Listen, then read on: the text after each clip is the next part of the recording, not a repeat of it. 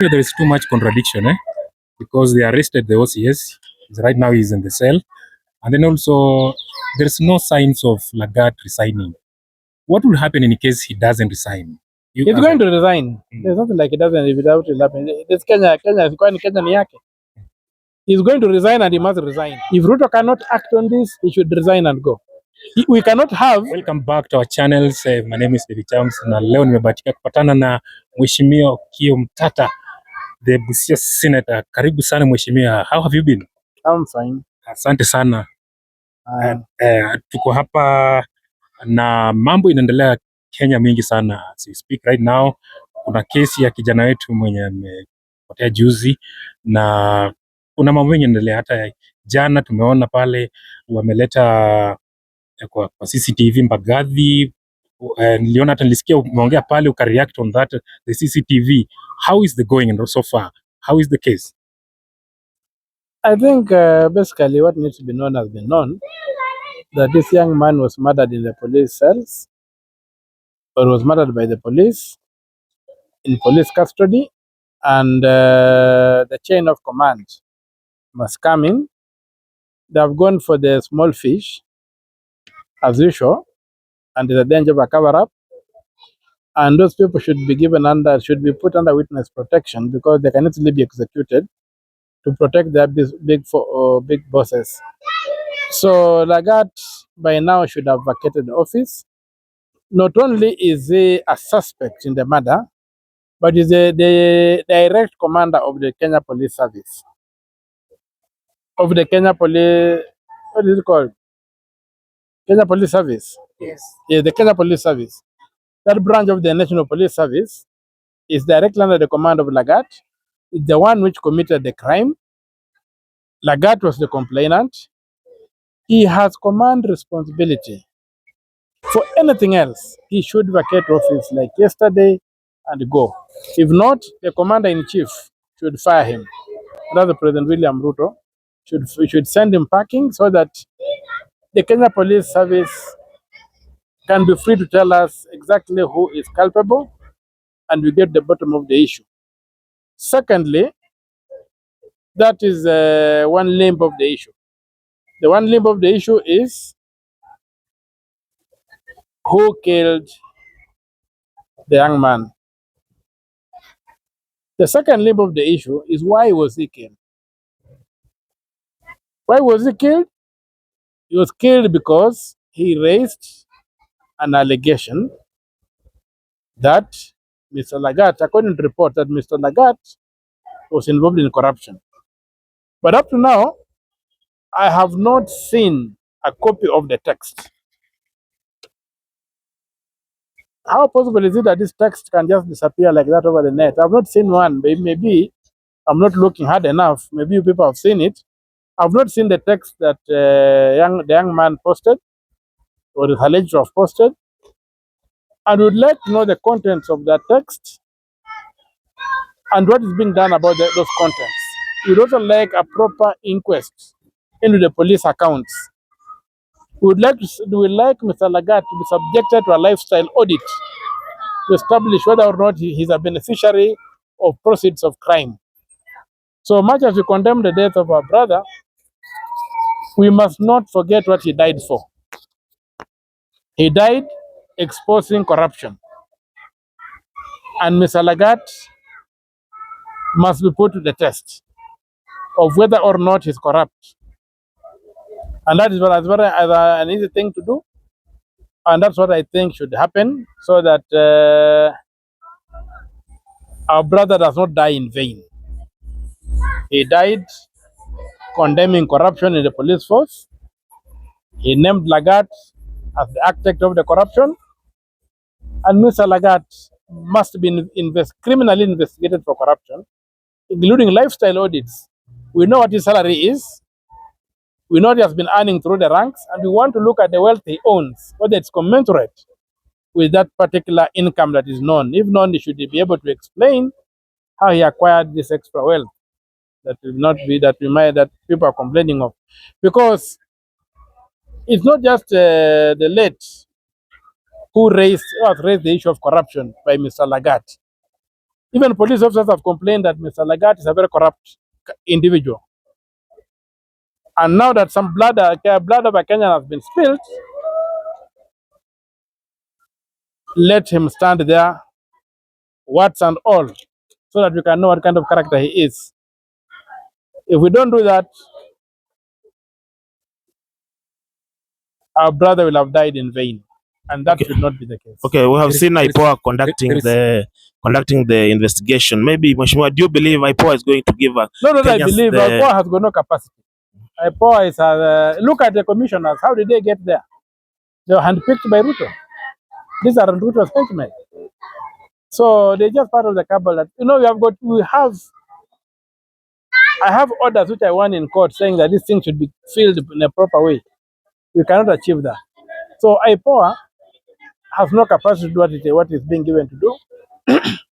I'm sure if it was not for the confusion that the ruling that Justice Mugambi gave the other day, saying that only IPOA should investigate police murders, the internal affairs unit of the Kenya Police Service, of the National Police Service, was a very, very competent unit. And I would request that they go ahead and carry out thorough investigations and assist IPOA in whatever they're doing, so that you can get to the end of this. IPOA is really something I don't understand myself. It's something I don't understand. It's a civilian. And look at the name. The name is oversight. It's not a policing authority. It doesn't police the police. It oversights the police. So when you give IPOA powers to police the police, they can't.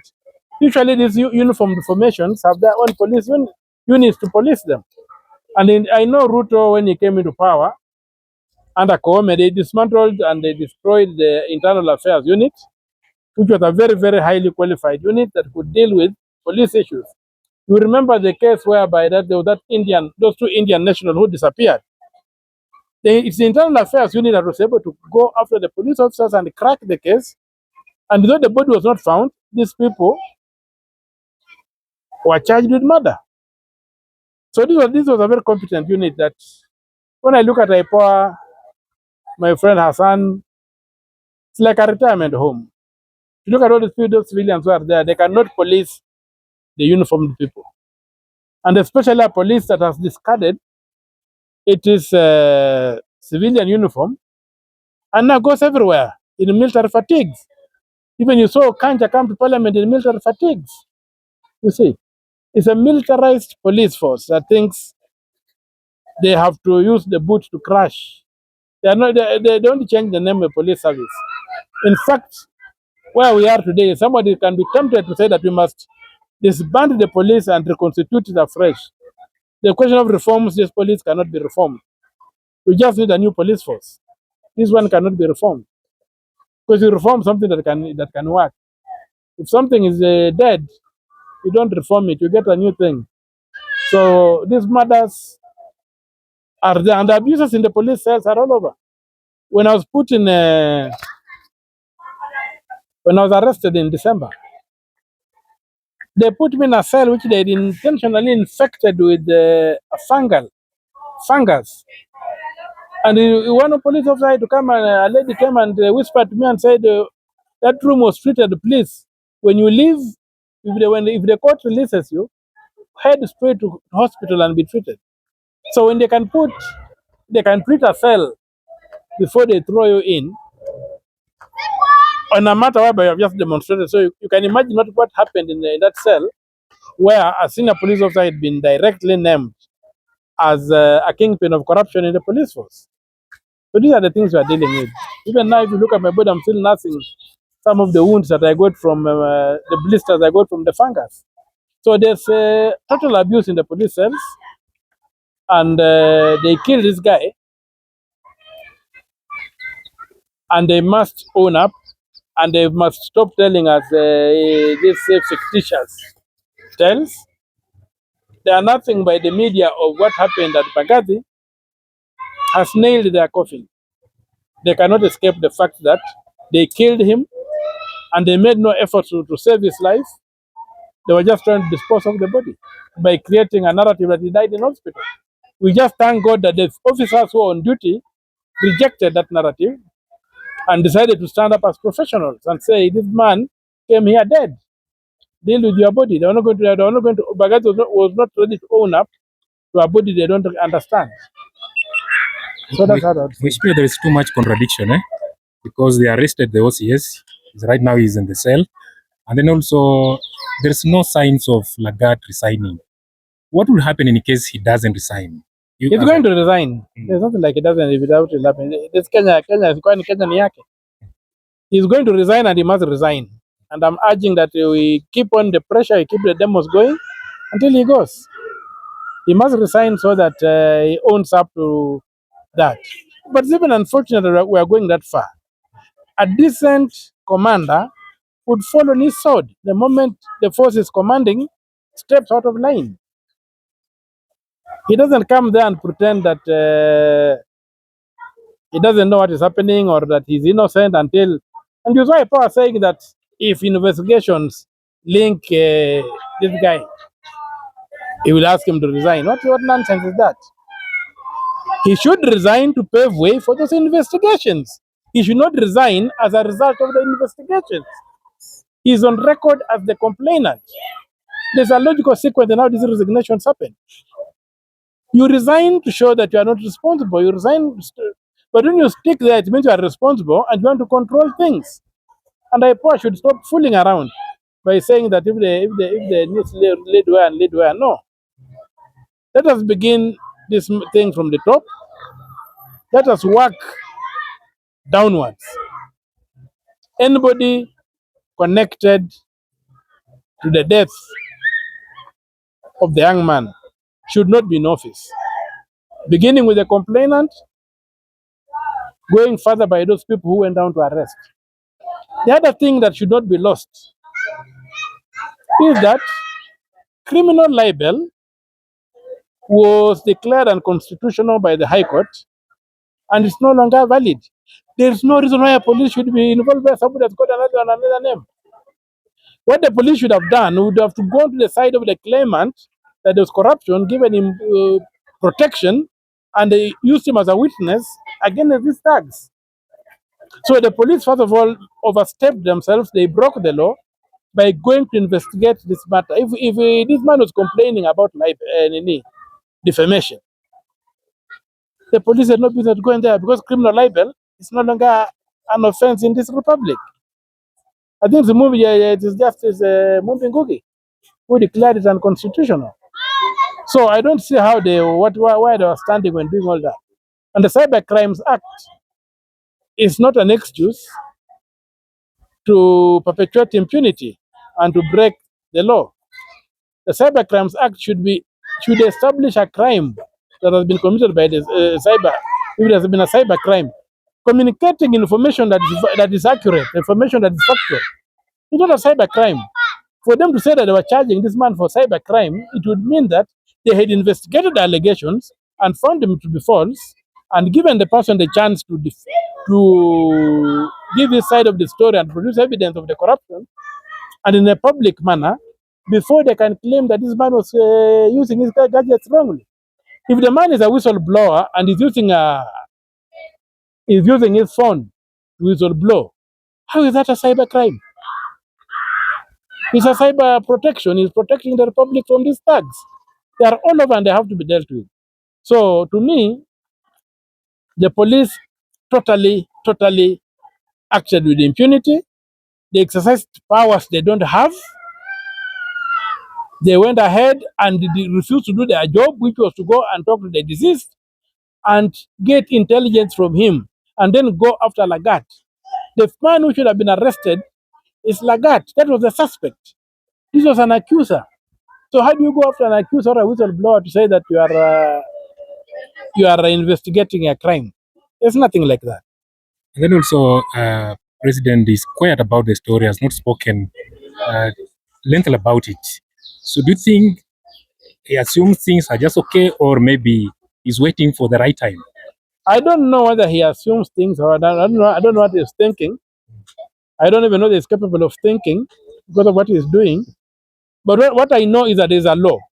Article 238 of the Constitution describes national security as the protection of Kenyans, the territory, the sovereignty, the people, their rights, their lives, and all those. That's national security.